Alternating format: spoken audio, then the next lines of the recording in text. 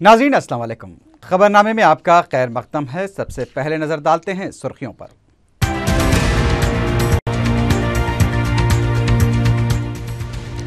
Assembly में मुबाहिस पर तेलंगाना अरकान का गलबा, चीफ मिनिस्टर और अपोजिशन अरकान के दरमियान नोकझोंक। रियासत की तकसीम के अमल में मरकज के साथ किरण कुमार रेड्डी का खुफिया ताउन, वाईएसआर कांग्रेस का इल्जाम।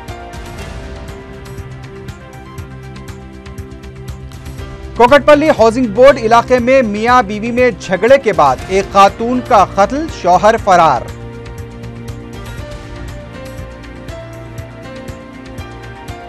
और शहर में डकैती के मंसूबे नाकाम, उत्तर प्रदेश की 4 रुकनी मुसल्ला टोली गिरफ्तार।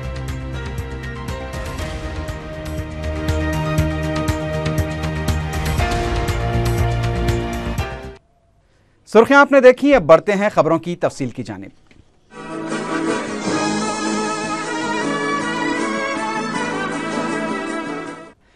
तेलंगाना मसवदा बिल पर रियासती असम्बली में जुमे को हुए मुबाहिस में तेलंगाना अरकान का गलबा रहा। मुबाहिस के दौरान वज़ीर आला और अपोजिशन अरकान के दरमियान दिलचस्प नोकझोंक देखी गई। वाईएसआरसीपी ने कार्रवाई का बाइकआउट किया। स्पीकर ने कार्रवाई को 17 जनवरी तक के लिए मुलतवी कर दिया। जुमा के दिन भी असेंबली इजलास की कार्रवाई के आगाज के साथ ही वाईएसआरसीपी के अरकान ने तेलंगाना मसौदा बिल पर वोटिंग का मुतालबा करते हुए एहतजाज किया। स्पीकर असेंबली एन मनोहर ने कई बार एहतजाजी अरकान से ताउन की अपील की, लेकिन एहतजाज जारी रहा, जिस पर कार्रवाई को आधे घंटे के लिए मुलतवी कर दिया गया। इजलास 1.5 घंटे शुरू हुआ तो वाईएसआरसीपी की फ्लोर लीडर विजय लक्ष्मी ने कहा कि आर्टिकल 3 के तहत कवायद की खिलाफ वर्जी करते हुए रियासत की तकसीम का बिल रवाना किया गया है और वोटिंग के बगैर मुबाहिस के खिलाफ उनकी पार्टी वॉकआउट करती है।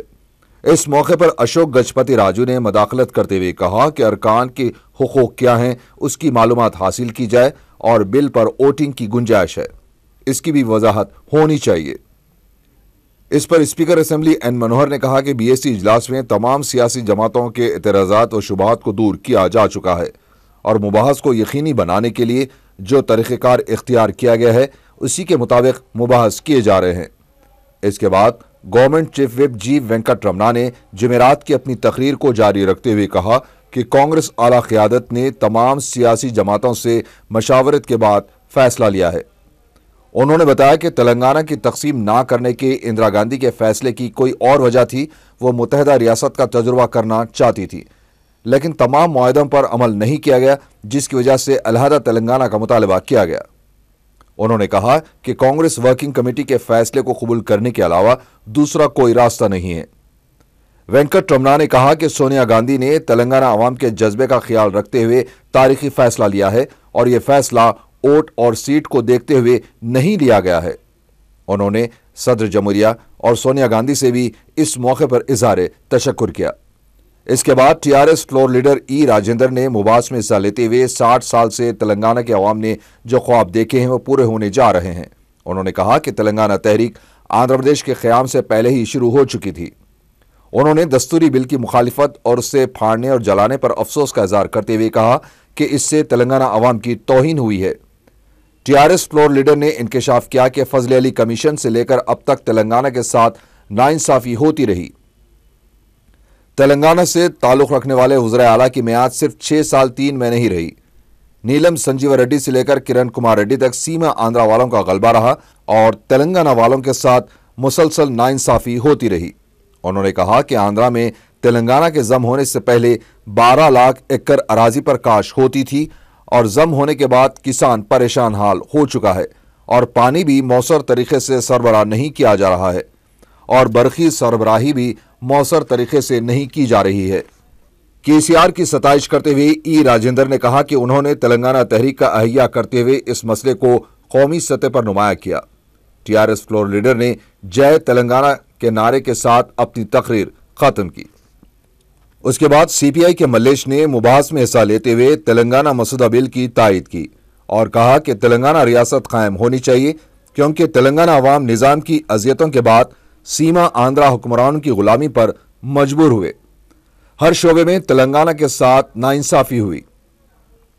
उन्होंने कहा कि तमाम सियासी जमातें पहले तेलंगाना के हक में थीं, लेकिन बाद में फिर वो अपने मौक़िफ़ से मुनरिफ हो गई। उन्होंने कहा कि 3 बार तलाक कहने के बाद शादीशुदा जोड़ा अलग होता है, लेकिन 3000 बार तलाक कहने पर सीमा आंध्रा वाले अलहदा होने का नाम नहीं ले रहे हैं। उन्होंने कहा कि तमाम अरकान से मुत्तफ़िक़ा तौर पर बिल की तायद करने का मुतालबा किया। बाद में स्पीकर ने इजलास की कार्रवाई को 17 जनवरी तक मुलतवी कर दिया। ऐवान की कार्रवाई के दौरान वजीर आला की चंद्रबाबू नायडू और CPI के रुकन मल्लेश के साथ दिलचस्प नोक-झोंक हुई। वजीर आला ने जब ऐवान में कहा कि तेलंगाना से ताल्लुक रखने वाले नरसिम्हा राव को सीमा आंध्रा से कामयाब बनाया गया क्योंकि तेलंगाना वालों में दम नहीं था।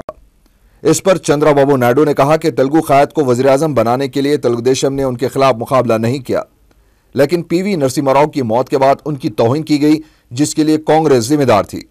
तेलुगु देशम ने इस मामले में मजम्मत भी की थी। CPI के G मल्लेश ने जब यह कहा कि वज़ीर आला कभी तेलंगाना तो कभी मुत्तहिदा आंध्रा के हामी कहते हैं, जिस पर वज़ीर आला ने कहा कि उनकी उम्र 53 साल है और वह हैदराबाद में पैदा हुए, यहीं पर तालीम हासिल की और यहीं क्रिकेट खेली है, तो बताइए कि क्या मैं तेलंगाना वाला हूं या सीमा आंध्रा का। इस पर मल्लेश ने कहा कि वज़ीर आला के दिल में तेलंगाना है, लेकिन वह सीमा आंध्रा की निशिस्त से कामयाबी हासिल करना चाहते हैं। किरण कुमार रेड्डी ने फौरी जवाब देते हुए कहा कि उन्हें सीट और वोट की कोई ख्वाहिश है और ना ही सियासी मुस्तकबिल की फिक्र है। वो पहले भी ये कह चुके हैं कि मुत्तहिदा आंध्रा उनका नारा नहीं बल्कि इनका मौक़िफ़ है। तेलुगु देशम रुकन असम्बली अशोक गजपति राजू की जानिब से आर्टिकल 3 की अंग्रेजी में वजाहत करने पर TRS floor leader E Rajendra ने कहा कि उन्हें उतनी अंग्रेजी नहीं आती, लेकिन वो सिर्फ ये कह सकते हैं कि तेलंगाना की तश्कील नहीं रुकेगी।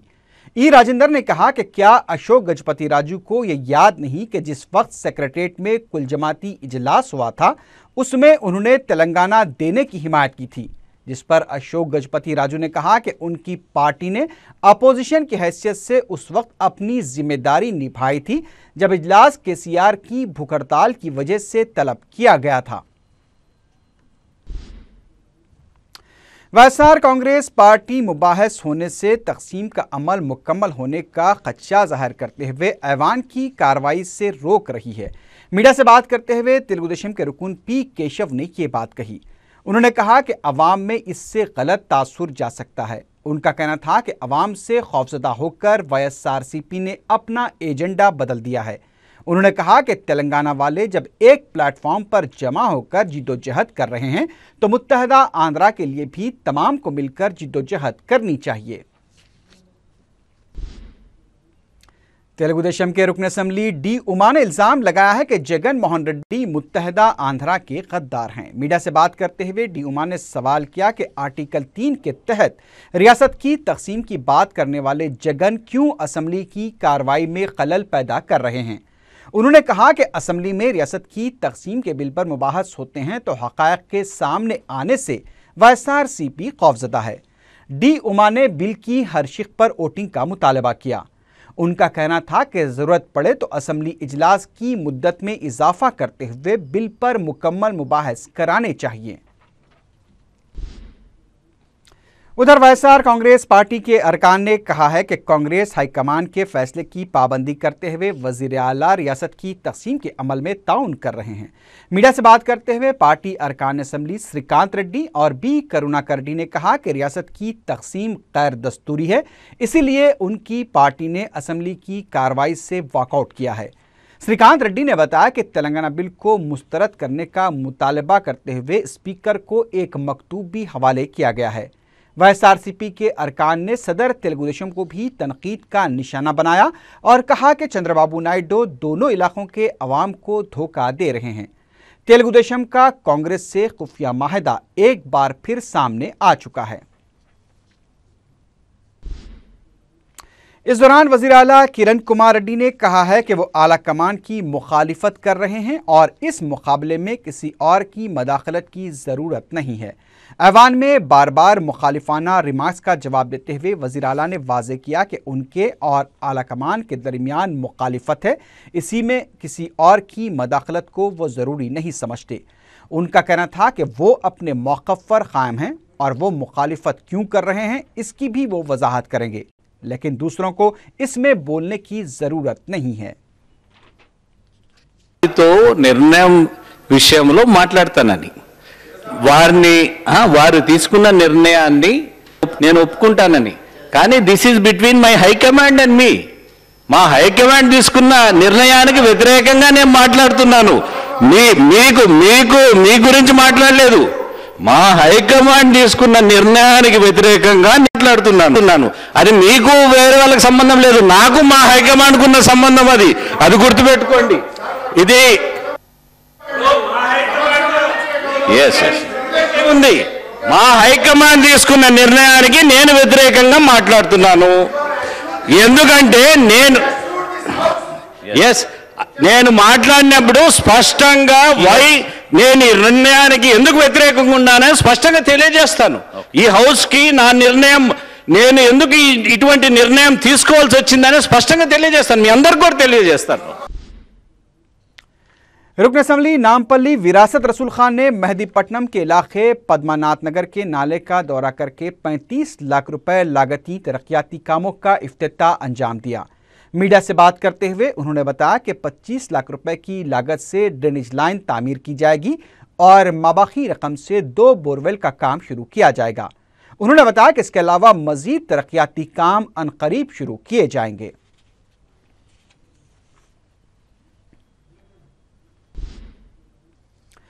कर्नाटक के वजीर दाखिला केजे जॉर्ज ने खतरनाक मुजरिम मुन्ना के साथ पुलिस मुठभेड़ में शदीद जख्मी होने वाले 2 कर्नाटक के पुलिस मुलाजिमीन की दवाखाने पहुंचकर इयादत की।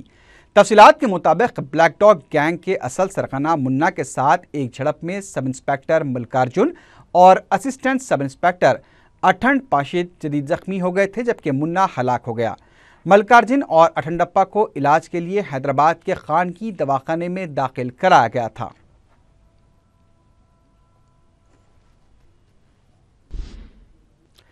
खलीजी ममालिक को रोजगार के लिए जाने वाले उम्मीदवारों को मेडिकल के लिए शदीद मुश्किलात का सामना करना पड़ रहा है। लाल बहादुर स्टेडियम के नज़द वाक़े GAMCA में मेडिकल कराने वालों को सुबह नहार पेट बुलाकर घंटों ठहराया जा रहा है। उम्मीदवारों ने बताया कि सुबह वो आते हैं, लेकिन किसी न किसी बहाने उन्हें दोपहर तक ठहराया जाता है। जुमे को भी सर्वर डाउन हो जाने की वजह बताते हुए उम्मीदवारों को दोपहर तक खड़ा कर दिया गया। मुतालिका जिम्मेदार भी लापरवाही का मुजाहरा कर रहे हैं, जिससे उम्मीदवारों को मुश्किलात पेश आ रही हैं। उम्मीदवारों ने मुतालिका आला हुक्काम से इस सिलसिले में फौरी तवज्जो देने की अपील की है।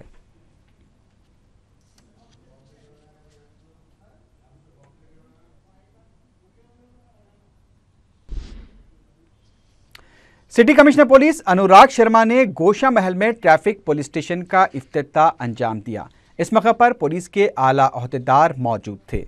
बाद में कमिश्नर पुलिस ने नुमाइश में पुलिस के स्टॉल का भी इफ्तिताह अंजाम दिया। इस मौके पर मीडिया से बात करते हुए उन्होंने बताया कि नुमाइश का मुशाहिदा करने वालों की सहूलत और उनकी मौसर रहनुमाई के लिए हमेशा से पुलिस स्टॉल कायम किया जाता है। गोशा महल ट्रैफिक पुलिस स्टेशन के बारे में कमिश्नर ने बताया कि पुरानी इमारत की मरम्मत करते हुए महकमे की कारकर्दगी को बेहतर बनाने के लिए इस पुलिस स्टेशन को कायम किया गया है। तलबा में ट्रैफिक शऊर बेदार करने के लिए भी महकमे पुलिस की जानिब से क्विज प्रोग्राम मुनक्किद किया गया और जीतने वाले तलबा में इनामात तकसीम किए गए।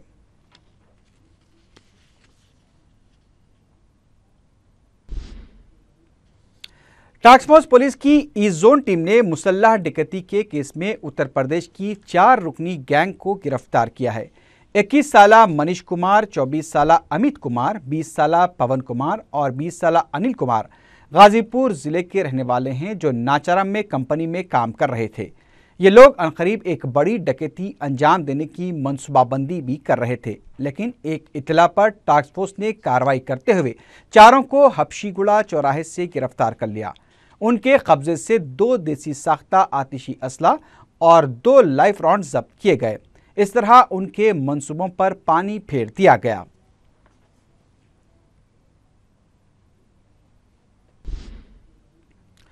कोकटपल्ली हाउसिंग बोर्ड के इलाके में एक शख्स ने अपनी बीवी का कत्ल कर दिया। एसीपी मल्ला रेड्डी ने मीडिया को बताया कि 28 साला मीनाक्षी की शादी करीब 7 महीने पहले ठेला फरोश श्रीनिवास के साथ हुई थी। श्रीनिवास, जो शराब का आदी था, अक्सर अपनी बीवी पर शक करते हुए उसके साथ झगड़ा किया करता था।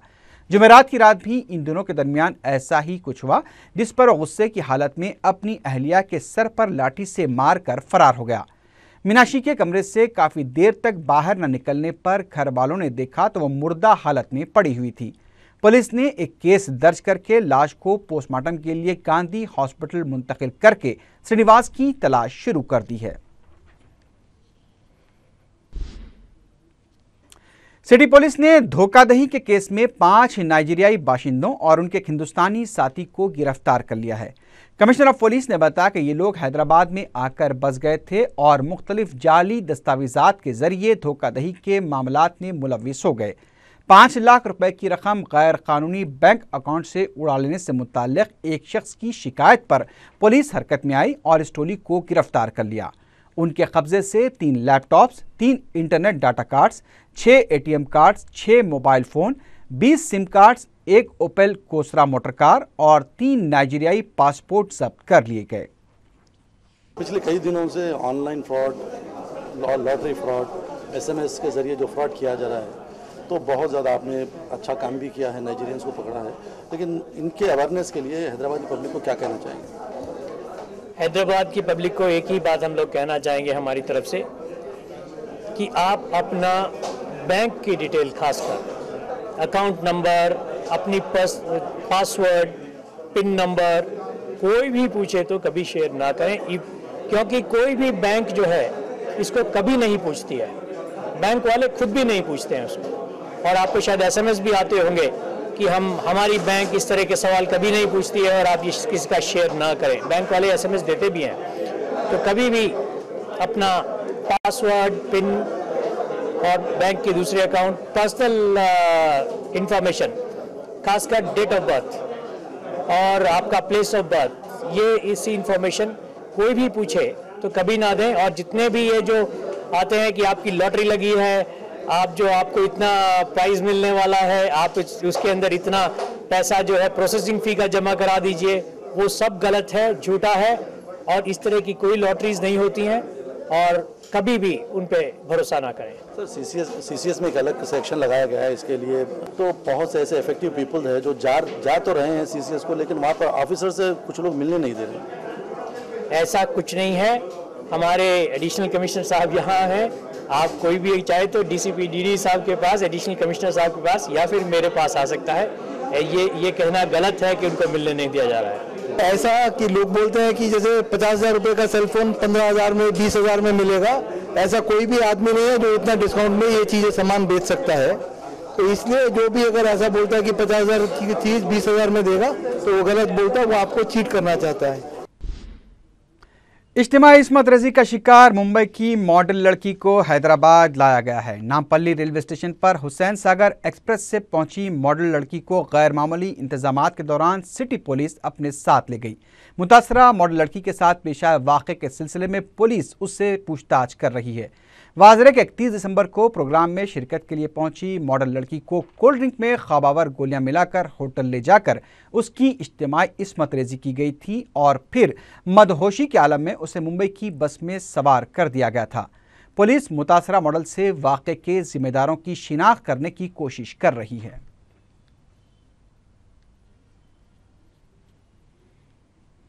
अरे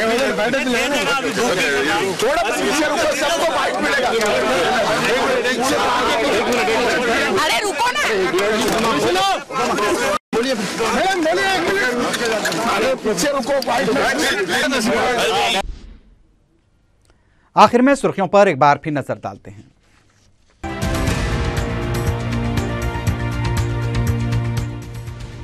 असेंबली में मुबाहस पर तेलंगाना अरकान का गलबा, चीफ मिनिस्टर और अपोजिशन अरकान के दरमियान नोक-झोंक।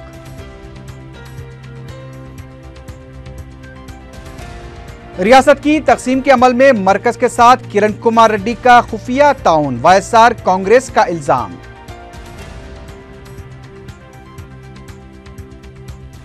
कोकटपल्ली हाउसिंग बोर्ड इलाके में मियां बीवी में झगड़े के बाद एक खातून का कत्ल, शौहर फरार।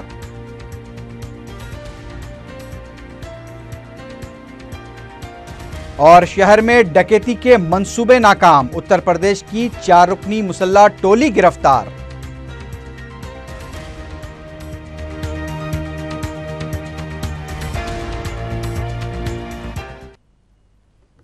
इसी के साथ ही खबरनामा अख्ताम को पहुंचा। अल्लाह हाफिज।